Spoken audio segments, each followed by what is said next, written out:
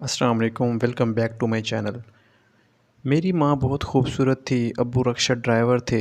गुर्बत और अपनी ख्वाहिशात के लिए एक दिन अम्मी अली नामी शख्स के साथ चक्कर चलाकर हमें छोड़कर चली गईं। मेरी अम्मी का असल नाम शहला था, नशीली आँखें और लंबे लंबे बाल थे। कहते हैं अल्लाह ताला अपने बंदे की आजमाइश लेता है और इसके कुछ बंदे इसकी आजमाइश पर पूरा उतर जाते हैं और कुछ कमज़ोर पड़ जाते हैं।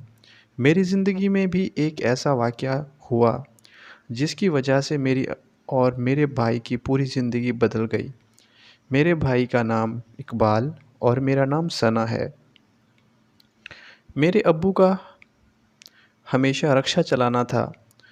अब्बू की आमदनी इतनी न थी कि वो अम्मी की ख्वाहिशात पूरी कर सकें। रोज़ घर में नोक-झोंक होती रहती थी। अम्मी पूरा दिन घर से बाहर रहती थीं। जब रात को घर पहुंचतीं, किसी से बात ना करतीं और सो जातीं, जैसे इनका अपने बच्चों और औलाद से कोई ताल्लुक़ ना हो। अम्मी अली नाम के आदमी से मिलीं जो बहुत अमीर था। अम्मी और इस आदमी की नज़दीकियाँ बहुत बढ़ने लग गईं और अम्मी ने इस आदमी से शादी करने के लिए अब्बू से तलाक़ का मुतालबा कर दिया। अब्बू ने अम्मी को बहुत समझाने की कोशिश की कि तुम्हारी 2 साल की बेटी है और 4 साल का बेटा है। मेरा नहीं, कम से कम इन बच्चों के बारे में ही सोच लो। मगर अम्मी किसी हाल में भी सोचने के लिए तैयार ना थीं।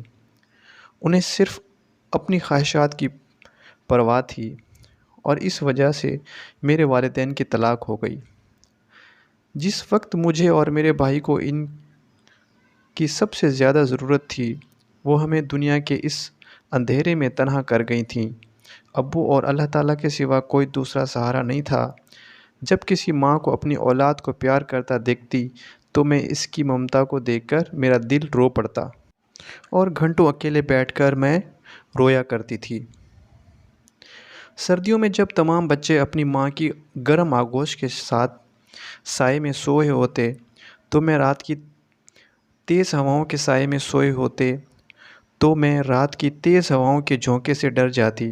तो तब मैं एक दीवार के साथ घंटों अपना सर ज़मीन की आगोश में रख कर सोती और दुआ करती कि अल्लाह ताला इस रात की स्याही इस जल्द ख़त्म कर दे।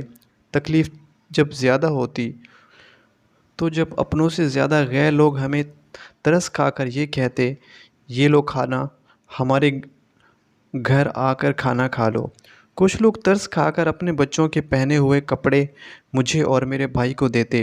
हम इन्हें बड़ी खुशी खुशी पहन लेते, अपने वक्त को गुजारते थे। लोग कहते हैं कि मेरी आंखों में बहुत दर्द है। इन दर्द के साए में मैंने जीना सीख लिया था। मुझे अपनी माँ से नफ़रत हो चुकी थी। इसने कभी ये जानने की भी कोशिश ना की थी कि इसकी औलाद किस हाल में है। कभी मिलने नहीं आई थी और वो औरत माँ कहलाने के काबिल ना थी। अपनी माँ से धोखा खाने के बाद अब मुझे किसी रिश्ते पर एतबार ना रहा था। मेरे अब्बू ने हमें पाल पोस कर बड़ा किया और हमारे लिए मेहनत करते थे ताकि 2 वक्त की रोटी मुयस्सर हो सके। मैं और मेरे भाई परेशानियों के बायस तालीम हासिल ना कर पाए थे। वक्त तेज़ी से गुज़रता गया और देखते ही देखते ज़िंदगी के 10 साल गुज़र गए। वक्त के साथ ज़िंदगी बहुत बदल चुकी थी। अब मेरे अब्बू भी दूसरी शादी कर चुके थे। इस औरत का नाम सबा था। निचले तबके से ताल्लुक़ रखने वाली औरत तलाक़शुदा थी और अब्बू को हर वक्त मायूस करने के लिए बनी संवरी रहती थी। सौतीली माँ के आने के बाद अब अब्बू भी काफ़ी बदल चुके थे। इस औरत ने बीवी होने के तमाम फ़राइज़ अदा किए, लेकिन हमें अपनी औलाद की तरह नहीं अपनाती। मेरा मिलना जुलना ख़ानदान से भी ख़त्म कर दिया था। मैं पूरा पूरा दिन अकेले कमरे में गुजार देती थी। इस औरत का रवैया हम 2 बहन भाइयों से बिल्कुल अच्छा ना था। मुझसे पूरे घर का काम करवाती और खाना पकवाती और भाई को भी नौकरी पर लगवा दिया था, जहाँ गलत सोहबत मिलने की वजह से वो सिगरेट पीने का आदी बन चुका था और आहिस्ता आहिस्ता इसने सारे नशे करना शुरू कर दिए थे। इस औरत ने मुझे तालीम तक हासिल न करने दी और ना ही मुझे अच्छे और बुरे की तमीज़ सिखाई। इस औरत की एक माँ और दूसरी शादी شدہ بہنیں اور ایک بھائی تھا۔ اس کے گھر والے اکثر آیا کرتے تھے۔ اس کا بھائی اپنی شخصیت کے کردار کا حامل نہ تھا، مجھے غلط نظروں سے دیکھتا تھا۔ کبھی کسی بہانے میرا ہاتھ پکڑتا اور کبھی کسی بہانے سے میرے پاس آ کر بیٹھ جاتا تھا۔ میں نے اس کی شکایات اپنی سوتیلی ماں سے کی تو اس نے الٹا مجھے ڈانٹا، دھمکایا اور گھر والوں کی نظر میں مجھے غلط ثابت کر دیا تھا تاکہ مجھ پر کوئی یقین نہ کرے۔ میں اس عورت کے ظلم کا حصہ بن چکی تھی۔